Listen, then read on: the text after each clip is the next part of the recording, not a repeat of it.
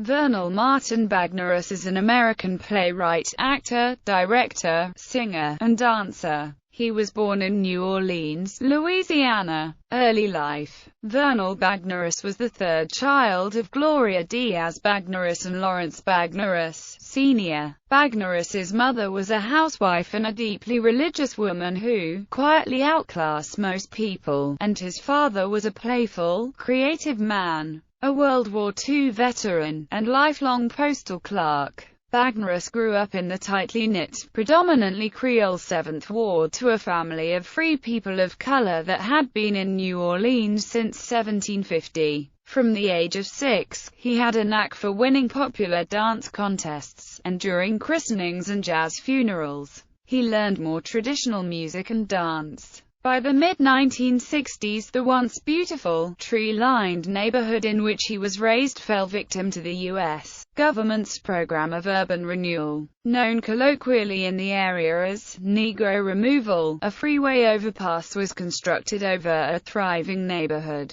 inviting crime and eventually shuttering businesses and changing the community. Trees were uprooted, homes were razed, the promenade was destroyed, and a neighborhood diaspora was in effect. Bagneris described it this way: "Imagine the Champs-Élysées minus all trees, with a brooding highway held up by concrete poles and bare, unplanted dirt as its walkways." The Bagneris family ultimately moved to Gentilly, along with many other residents of the 7th Ward. Bagneris was in the advanced placement track at St. Augustine High School, an institution committed to instilling dignity and respect in its young men. Despite the segregation in nearly every aspect of their lives in New Orleans, at 15, he and his compatriots were encouraged by the school leaders to quietly protest segregation at bowling alleys and drugstore counters citywide. Bagneris graduated in 1967, when overt instances of Jim Crow had diminished but seating was still segregated on public transportation, in restaurants and restrooms, and at water fountains. In the fall of 1967 he headed directly to a seminary to study for the priesthood, where he stayed for 3 long days. "I didn't go there to meditate," said Bagneris.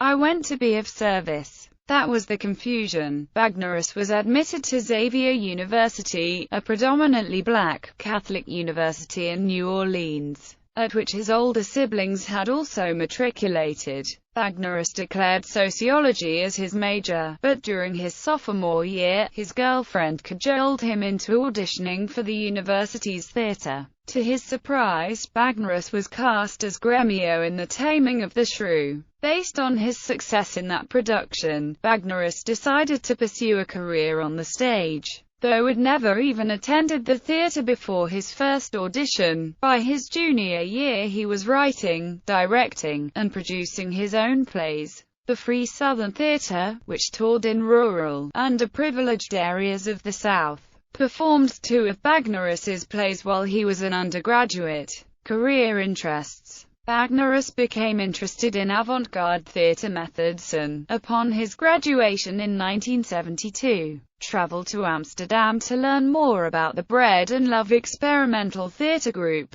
He returned to New Orleans and worked day jobs. It brought with him highly experimental European scripts and staged them in his hometown. He produced and directed Samuel Beckett's Endgame on a double bill with Eugene Ionesco's The Lesson in a Photo Gallery. Was awarded an Artist-in-Residence grant by the Arts Council of New Orleans, and made a foray into integrated theater company in the French Quarter called Gallery Circle. By 1972, he had won 2 Best Actor awards in New Orleans. In 1976, Bagneris saw a play in New York City that would change his life. Will Holt's Me and Bessie, a one-woman show about the blues legend Bessie Smith. After seeing the show, Bagneris determined to produce a show in a similar style that would feature the city of New Orleans as the main character. Bagneris spent a year creating the show, between roles as voodoo priests in independent movies and producing and starring in Edward Albee plays.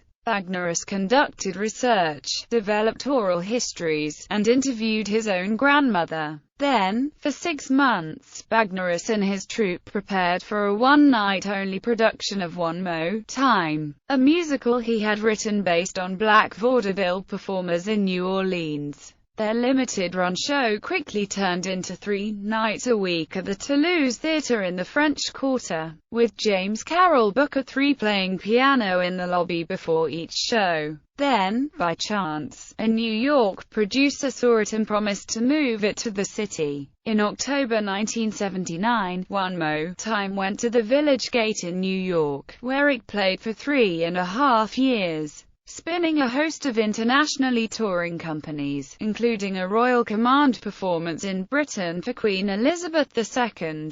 The show earned a Grammy nomination for Best Cast Album in 1980 and was nominated for Society of West End Theatres Awards for Outstanding Achievement in a Musical, Best Musical, and Best Actress in a Musical in 1982. Through One Mo' Time, Bagneris met the dance masters Honey Coles and Charles Cookie Cook. However, he cites Pepsi Bethel of the PB, Authentic Dance Ensemble, who had worked in independent black films during the 1930s and 1940s, as his dance mentor. After their meeting, Bethel choreographed every show Bagneris directed. My interest was not in preserving traditional musical theatre. It just so happens that my culture has a lot of music and dance in it. It was Bagneris's father, who, after seeing One Mo' Time, encouraged Bagneris to work on Creole themes. I'm always being asked what I am. Even Alan Toussaint asked me once, "Where do you come from, Mars?" "No, Alan, I'm from the 7th Ward." After the success of One Mo' Time, Bagneris continued stage explorations with Staggerly in 1985, Furthermore, the sequel to One Mo' Time, in 1990, and Cy Coleman's The Life on Broadway in 1998.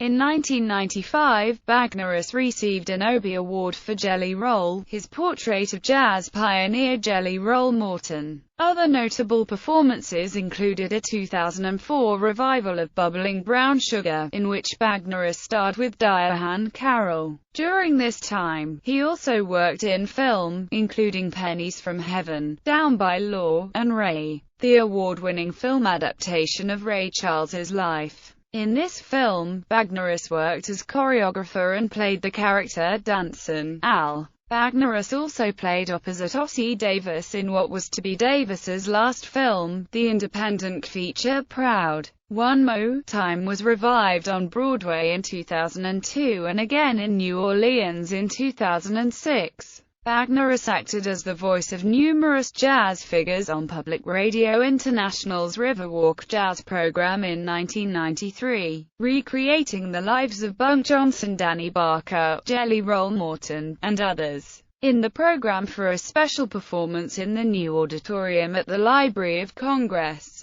Bagneris was proclaimed a Master of the American Vernacular in October 2005, just 2 months after the devastation caused by Hurricane Katrina. Bagneris returned to live in New Orleans, ultimately settling in the French Quarter. He said, "It was an emotional choice to return to New Orleans. The whole thing was about feeling needed, to assure that certain things about your cultural history would be preserved. Besides, my heart has always been in New Orleans. Once you're dipped in it, you're it." When Bagneris remounted One Mo' Time in New Orleans in December 2006, the 3 female cast members returned nightly to FEMA trailers that stood next to their damaged homes. But they performed brilliantly, as if there had been no devastation at all. At times you think that performance, theater, is such a light, unnecessary thing, but then you realize that it's not dessert,